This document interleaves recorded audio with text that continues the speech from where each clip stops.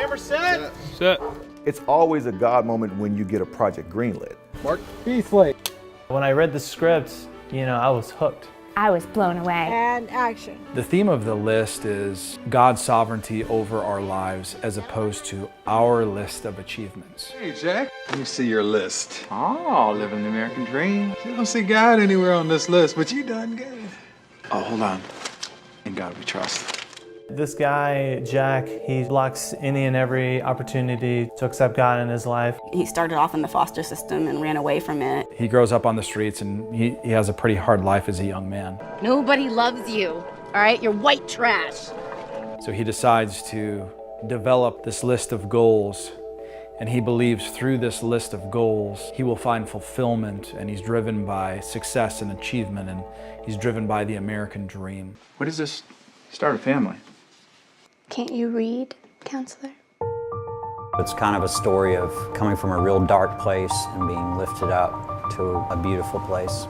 We see the turmoil that he goes through and the choices he has to make to succeed in life and to really just kind of let go and give it to God. Throughout the film and throughout the character's life, he's always rejected God. God answered our prayers. What? Your prayers were answered. Why can't you have faith? There's too much evil in this world for there to be a God. He's felt God hasn't been there for him, and he's always rejected God despite having great mentors, friends and mentors by him who have challenged him to live, to accept Christ into his life and to live a godly life. What's the profit of man if he gains the whole world and loses his soul? You ever think about that? What would a man exchange for his soul? This film grapples with faith. He accepts Christ into his life, things aren't better. When tragedy strikes, his life basically starts falling apart. We are not a family! You're wasting your whole life and you don't even see it. Finished?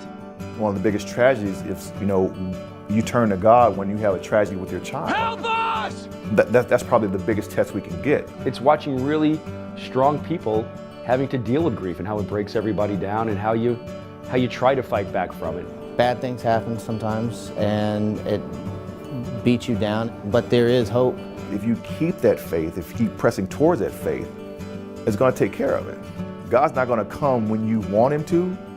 He's always going to come right on time. Cut, reset. Resetting! It's a great story and it has a great heart. And I think the heart is what comes through. It's what came through to me in the script writing. It's what I get to see in the monitors. The scenes get played out and it holds up in execution. It's the story of God our Father adopting us as his children. And that was so perfect! Woo! I think it's a story that means something, and because of that, it can shed light on something that's incredibly important. It's about the Lord, and I think that it's so much about Jack being adopted as a son of God, because we're just all brothers and sisters in Christ. God raises him to the point where he himself is able to love a child the way a child should be loved. It's entertaining, but I know the big story is to see God in a different way than you've ever seen before. The Christian culture cannot grow without honest, powerful storytelling.